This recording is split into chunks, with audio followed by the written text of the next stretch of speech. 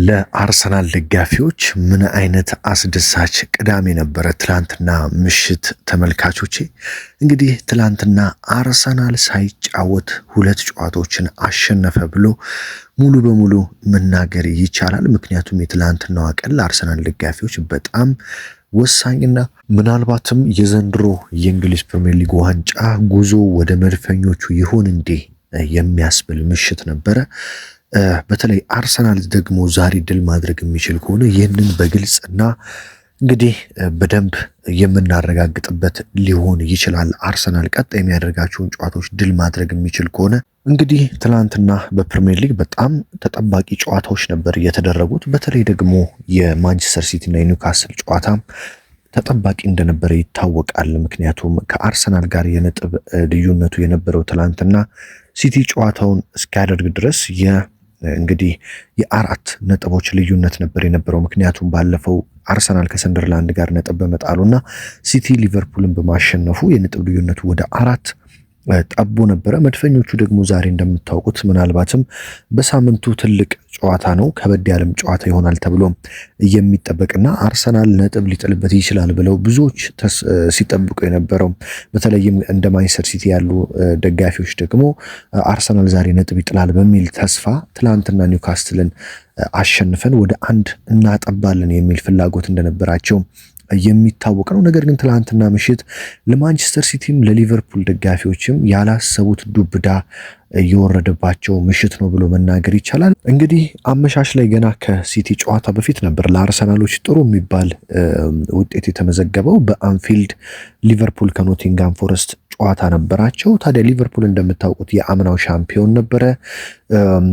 ምናልባትም ወደፊት ሊመጣ ይችላል። ዘንድሮ እንደውም የመጀመሪያዎቹን ጨዋታዎች ሲያሸንፍና ፕሪሚየር ሊጉን በአንደኝነት ሲመራ ሊቨርፑል ዘንድሮም ሊደግመው ነው እንዲህ ብለው ብዙዎች ግምታቸውን ሲሰጡ ነበረ። ሊቨርፑል ደግሞ በክረምቱ የፈጸማቸው ዝውውሮች በጣም ከግማሽ ቢሊዮን ፓውንድ በላይ ነው ያወጣው። እንደምታውቁት ወደ ግማሽ ቢሊዮን የሚጠጋ ገንዘብ ነው ያወጣው። እንደ አሌክዛንደር አይዛክ እንደ ሁጎ ኤኪቲኬ ያሉ ተጫዋቾችን አምጥቶ እንደ ፍሎሪያን ቨርዝን የመሰሉ እንደ ኪርኬዝ የመሰሉ ተጫዋቾችን ሲያመጣ ሊቨርፑል በቃ ዘንድሮም ሊደግመው ነው የሚሉ ግምቶች ነበሩ። ነገር ግን ሊቨርፑል አሁን ላይ ከትላንትናው ሽንፈት በኋላ ብታምኑም ባታምኑም የፕሪሚየር ሊጉ ከወገብ በታች 11ኛ ደረጃ ላይ ነው ሊቨርፑል የሚገኘው ማለት ነው። ያውም እንደነ ኤቨርተን ያሉ ቡድኖች ጨዋታቸውን ሳያደርጉ ማለት ነው።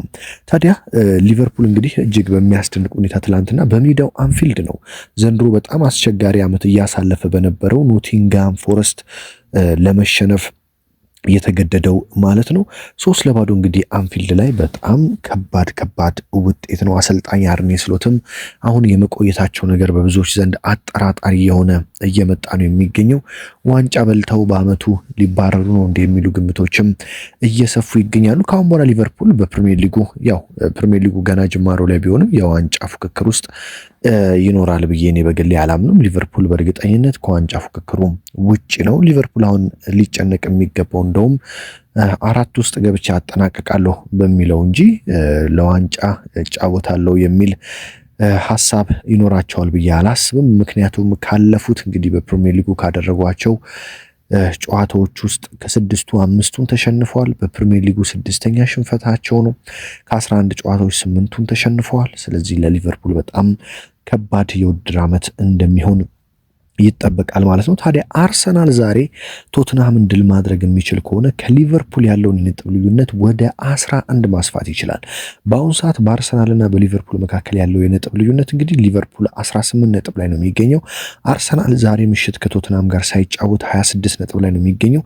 ታዲያ የነጥብ ልዩነታቸው ስንት ነው ማለት ነው? ውድ አድማጭ ተመልካቾች 8 ነጥቦች ናቸው ማለት ነው። ታዲያ አርሰናል ነገ ድል ማድረግ የሚችል ከሆነ የነጥብ ልዩነቱን ከሊቨርፑል ጋር ወደ 11 ማስፋት ይችላል ማለት ነው። እንግዲህ የሊቨርፑል ሳይሆን ለአርሰናል ደጋፊዎች ደግሞ በጣም አስደሳች የነበረው ጨዋታ በኒውካስትል ዩናይትድ እና በማንቸስተር ሲቲ መካከል የተደረገው ጨዋታ ነው። ምክንያቱም በአርሰናልና በማንቸስተር ሲቲ መካከል የነበረው የነጥብ ልዩነት 4 ብቻ ነበረ። ትላንትና ማንቸስተር ሲቲ አሸንፎ ቢሆን ኖሮ ከአርሰናል ጋር ያለውን የነጥብ ልዩነት ወደ 1 ማጥበብና አርሰናል ላይ ከፍተኛ ጫና ማሳደር ይችሉ ነበር ሲቲዎች። በርካቶችም እንግዲህ ማንቸስተር ሲቲ እንዳለፉት ዓመታት ከአርሰናል ዋንጫ ሊቀማ ነው ወይ፣ ጥሩ እየመጣ ነው፣ ኒውካስትልን አሸንፎ ወደ 1 ካጠበበ አርሰናል ደግሞ የደርቢ ጨዋታ ስለሆነ ጫና ውስጥ ይገባል፣ ነጥብ ሊጥልም ይችላል በሚል እንግዲህ ብዙ አይነት ሀሳቦችን ሲሰጡ እንደነበረም ይታወሳል። ነገር ግን የተፈጠረው ነገር የተገላቢጦች ነው። ምክንያቱም የፔፕ ጋርዲዮላዎቹ ማንቸስተር ሲቲዎች ትላንትና በኒውካስትል ስቴዲየም ሴንት ጄምስ ፓርክ የ2-1 ሽንፈትን አስተናግደዋል። ጨዋታው በነገራችን ላይ እጅግ በጣም አስገራሚና ምርጥ ጨዋታ ነበረ። በፕሪሚየር ሊጉ ከተመለከትናቸው አጓጊ ጨዋታዎች ነበሩ። የመጀመሪያው አጋማሽ ብቻ ሳይሆን እስከ 63ኛው ደቂቃም ድረስ እንግዲህ 0-0 የቀጠለ በሙከራዎች የታጀበ ቢሆንም 0-0 የቀጠለ ጨዋታ ነበረ። ነገር ግን የኒውካስሉ ተጫዋች ሃርቪ ባርንስ በ63ኛው ደቂቃ ኒውካስል ዩናይትድን መሪ ያደረገ። ወዲያውኑ ነበር ማንቸስተር ሲቲዎች ግብ አስቆጥረው በ68ኛው ደቂቃ ከ5 ደቂቃዎች በኋላ በሩበን ዲያዝ አማካኝነት ግብ አስቆጥረው ወደ ጨዋታው የተመለሱት። ሲቲ ታዲያ ልክ እንደ አርሰናል በኒውካስል ሜዳ ላይ ውጤት ሊገለብጥ ነው ወይ አሸንፎ ሊወጣ ነው ወይ ተብሎ ሲጠበቅ በ2 ደቂቃ ውስጥ ድጋሚ ኒውካስትሎች በራሱ በሃርቪ ባርነስ አማካኝነት እንግዲህ አስደናቂ ግብን አስቆጥረው ወደ 2-1 መሪነት መጡ። ጨዋታውም በዛው በ2-1 ውጤት ተጠናቀቀ ማለት ነው። እንግዲህ ኒውካስል ዩናይትድ እንደምታውቁት ከዋንጫ የሚያሰናክል አንደኛ ቡድን ፕሪሚየር ሊግ ላይ ኒውካስል ዩናይትድ ነው። ባለፉት ዓመታት አርሰናል ዋንጫዎችን ሲያጣ አምና ማስታወስ እንችላለን። በሊቨርፑል አርሰናል ዋንጫውን ሲነጠቅ ዋነኛ አስተዋጽኦ ካደረጉ ቡድኖች አንዱ ኒውካስል ዩናይትድ እንደሆነ እናስታውሳለን። በነገራችን ላይ የአርሰናል ደጋፊዎች ዘንድሮ አምና በዚህ ሊቨርፑል ነው ወይ ዋንጫ ያጣ ነው በሚል እንደሚበሳጩ እርግጠኛ ነኝ። ምክንያቱም ሊቨርፑል ያን ያህል ጥንካሬስ ኖሮት ሳይሆን አምና በእርግጠኝነት የፕሪሚየር ሊጉን ዋንጫ የበላው በማንቸስተር ሲቲ እና በአርሰናል ድክመት ነው የሚሉ በርካታ የእግር ኳስ ተንታኞች አሉና ይህንን ዘንድሮ እያሳየን ይመስላል። ምክንያቱም ሊቨርፑል ዘንድሮ እንዲህ መንኮታኮቱ አምናም ዋንጫ የበላው በሲቲ እና በአርሰናል ድክመት ይሆን እንዴ የሚል ጥያቄ እንዲነሳበት እያደረገ ይገኛል። ታዲያ ኒውካስል ዩናይትድ አንደኛ አርሰናል ዋንጫ እንዲያጣ ያደረገው ቡድን እንደሆነ አምና ይታወቃል። ከዋንጫ አሰናካይ ቡድን ከሚባሉ ቡድኖች ውስጥም አንደኛው ነው ኒውካስል ዩናይትድ። ታዲያ ትላንትና ማንቸስተር ሲቲን በማሸነፍ እንግዲህ ሲቲዎች ምናልባትም አርሰናልን እግር በእግር ተከታትሎ ነጥብ የማስጣል ሂደታቸው ላይ እንግዲህ ጫና ተፈጥሮባቸዋል ማለት ነው። አርሰናል እንደምታውቁት ኒውካስትልን በሜዳው ከ1-0 መመራት ተነስቶ 2-1 አሸንፎ 3 ነጥብ ከዚህ ሜዳ ይዞ መውጣቱ ይታወሳል። አርሰናል በነገራችን ላይ እስካሁን ድረስ በፕሪሚየር ሊጉ 1 ሽንፈት ብቻ ነው ያስተናገደው። እንደ ሊቨርፑል ያሉ ቡድኖች ወደ 6 ሽንፈቶችን አስተናግደዋል በፕሪሚየር ሊጉ።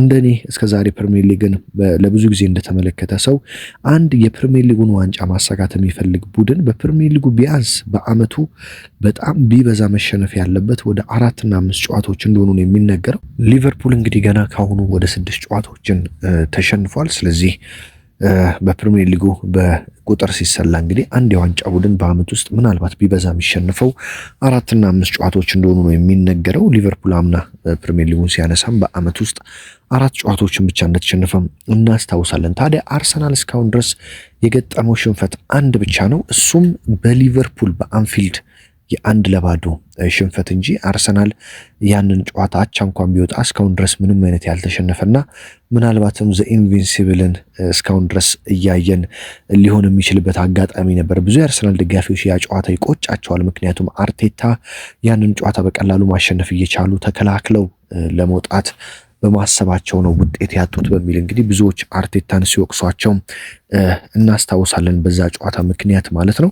ነገር ግን መድፈኞቹ ያም ቢሆን የከፋ ዓመት አይደለም እያሳለፉ የሚገኙት። ያገጠማቸው ሽንፈት 1 ብቻ ነው። ስለዚህ አሁንም በጥሩ ሁኔታ ፕሪሚየር ሊጉን እየመሩ ይገኛሉ። በተለይም ትላንትና ምሽት የተፈጠረው እድል ደግሞ አርሰናል ዘንድሮ ዋንጫ ማሳካት ከፈለገ ዛሬ ግዴታ ቶተናምን በማሸነፍ ይህንን መጠቀም አለበት። አምናና ካቻምና ታስታውሱ እንደሆነ አርሰናል ሲቲና ሊቨርፑል ነጥብ ሲጥሉ እሱም ተከትሎ በተለይ አምና ሊቨርፑል ሲጥል በንጋታውም አርሰናል ተከትሎ ነጥብ እየጣለ ዋንጫውን ለሊቨርፑል እንዴት አሳልፎ እንደሰጠም የምናስታውሰው ነው። ታዲያ ይህንን ያለፉትን ዓመታት ስህተት ዘንድሮ የአርቴታ ቡድን ይደግማል ተብሎ አይጠበቅም። ምክንያቱም እንግዲህ ሲቲም ሊቨርፑልም ለአርሰናል ዋንጫውን እንካ በሚመስል መልኩ እንግዲህ እድል እየሰጡት ነጥብ እየጣሉለት ይገኛሉ። መድፈኞቹ ዛሬ ምሽት ቶትናምን ካሸነፉ እንግዲህ ለፕሪሚየር ሊጉ ጉዟቸው በጣም በጣም ጥሩ ስንቅ ነው የሚሆናቸው። ምክንያቱም ሁለቱ ቡድኖች ነጥብ ጥለዋል። የዋንጫ ተፎካካሪ ይሆናሉ ተብለው የሚገመቱ ቡድኖች ቼልሲም በእርግጥ አሁንም በዋንጫ ፉክክር ውስጥ ያለ ቡድን ነው። ነገር ግን ቼልሲ ያው እንደምታውቁት አንድ ጊዜ ጥሩ ሲባል ቀጣይ መጥፎ ይሆናል። ስለዚህ ሁለቱ ዋነኛ የዋንጫ ተፎካካሪ በተለይ ሲቲ ይሆናል ተብሎ ነበር፣ ዘንድሮ ነጥብ ጥለዋል። ስለዚህ አርሰናል ዛሬ ግዴታ በማሸነፍ የዋንጫ ጉዞውን ማሳመር ይችላል መድፈኞቹ። ምክንያቱም አንደኛ ዛሬ ማሸነፍ ያለባቸው ሁለቱም ቡድኖች ነጥብ በመጣላቸው ነው። ሁለተኛ ደግሞ ቀጣይ ያለባቸው ከባባድ ጨዋታ ስለሆነ ዛሬ ድል ማድረግ ከቻሉ እፎይታን ያገኛሉ። ምክንያቱም ዛሬ ድል አደረጉ ማለት የነጥብ ልዩነቱን ከቼልሲ ጋር በ6 ከሲቲ ጋር በ7 አደረጉ ማለት ቀጣይ ከቼልሲ ጋር ነው የሚገናኙት። ስለዚህ ያንን ነጥብ ቢጥሉ እንኳን ወደ 3 ነው መልሶ የሚጠባው። ነገር ግን ዛሬ በቶትናም ቢሸነፉና ቀጣይ ሳምንት ቼልሲ ካሸነፋቸው ቼልሲ መሪነቱን ይረከባቸዋል። ስለዚህ አርሰናል ቀጣይ ከቼልሲ ጋር ስለሚጫወት በተለይ ይህንን ጨዋታ የቶትናሙን በደንብ በሚገባ ድል አድርጎ መውጣት አለበት። ያንን ማድረግ ከቻለ ቀጣይ ደግሞ ቼልሲን ሲያገኝ ድል ካደረገ አርሰናል ከቼልሲ ጋር በ9 ሁለተኛ ደረጃ ከሚገኘው ቡድን ጋር በ9 ማድረግ ይችላል። ያ ማለት እንግዲህ በጣም ዋንጫ ለማንሳት ከፍተኛ ግምትና ትልቅ የሆነ እድልን ይሰጣቸዋል ማለት ነው። ስለዚህ አርሰናል በተለይ የቶተናምና የቼልሲን ሁለቱን ጨዋታ እንደምንም ብሎ ድል ማድረግ ከቻለም የዋንጫ ጉዞውን ያሳልጣል ብዬ አስባለሁ። እኔ እንግዲህ ከዚህ በፊትም እንዳልኳችሁ አርሰናል አሁን ያሉበትን ጨዋታዎች በተለይም ከቶተናም፣ ከቼልሲ፣ ከአስቶን ቪላ እና ከብሬንፎርድ እነዚህን ጨዋታዎች ቢያንስ 3ቱን አሸንፎ እንኳን በአንዱ አቻ ቢወጣ የዘንድሮውን የፕሪሚየር ሊግ ዋንጫ የማንሳቱን 90% አሳክቷል ብዬ መውሰድ እችላለሁ ማለት ነው። ስለዚህ ለአርሰናል በነገራችን ላይ ጥሩ ዜና ከትላንትና ምሽት ጀምሮ እንግዲህ በሰራውላችሁም ዘገባ እንደሚሰማው ከሆነ በርካታ የተጎዱ ተጫዋቾች እየተመለሱ እንደሆነ ነው እየተዘገበ የሚገኘው። ለዛሬው ቶተንሃም ጨዋታም ዝግጁ ናቸው እየተባለ ነው የሚገኘው። በተለይም ማርቲኔሊ እና ማዱኬ በተለይ ሙሉ በሙሉ እንዳገገሙና ካላፊዮሪን ጭምር ለዛሬው ጨዋታ ዝግጁ እንደሆኑና ለአርቴታ ምንም የሚያሳስባቸው ነገር እንደሌለም እየተሰማ ነው። የዩክሬሽ ጉዳይ ነው እንግዲህ እስካሁን በድብቅ እየሄደ የሚገኘው። ዩክሬሽም ይደርሳል ተብሎ ነው የሚጠበቀው። ነገር ግን ትላንትና ምሽት የማዱኬ የማርቲኔሊ እና የካላፊዮሪ የሕክምና ምርመራ እንደሚያሳየው ከሆነ ለዛሬው ጨዋታ ዝግጁ እንደሆነ ነው። ስለዚህ መድፈኞቹ ዛሬ ድል ማድረግ ለዋንጫ ጉዟቸው ከ22 ዓመታት በኋላ ለናፈቃቸውና ለጠማቸው ለራባቸው የፕሪሚየር ሊግ ዋንጫ ከፍተኛ ስንቅ ይሆናቸዋል። እንግዲህ ቴሪ ሆነሪ እንደተናገረው አርሰናል ከ22 ዓመታት በኋላ ዘንድሮ ዋንጫውን የሚያሳካበት ነው ወይ? ይህ ነው እንግዲህ የሁሉም ጥያቄ ማለት ነው። እንግዲህ ብዙ የእግር ኳስ ተንታኞች እንዳልኳቸው ቴሪ ሆነሪን ጨምሮ የቀድሞ ተጫዋቾች አርሰናል ዘንድሮ ፕሪሚየር ሊጉን ይበላዋል እያሉ ይገኛሉ። ይህንን አርቴታና ሰራዊታቸው እንግዲህ አሳክቶ የአርሰናል ደጋፊዎችን እንግዲህ በየቡድኑ ከሚዘለፉበት መች በልታችሁ ታውቃላችሁ ከሚባሉበት ነቆራ እፎይ ያስብላቸዋል ወይ? እንግዲህ የብዙዎች ጥያቄ ነው። አሁን መንገዱ ሁሉ ጥሩ ሆኖላቸዋል። እንግዲህ እያሸነፉ እጃቸው የገባውን ውጤት ማስጠበቅ ደግሞ የነሱ ድርሻ ነው ተብሎ ይጠበቃል። ምን ታስባላችሁ? የአርሰናል ደጋፊዎች በተለይ የኔ ተከታዮች ምን ታስባላችሁ? አርሰናል ዘንድሮ ከዘመናት በኋላ ዋንጫውን ያሳካዋል? እንደዚሁም ደግሞ ሌሎች ዋንጫዎችንም ያሳካል? ከጥማችን የዋንጫ ጥማችን እናርፋለን ብላችሁ ታስባላችሁ ወይ? የዛሬውን የቶተንሃም ጨዋታስ አርሰናል ድል ያደርጋል ብላችሁ ትገምታላችሁ ወይ?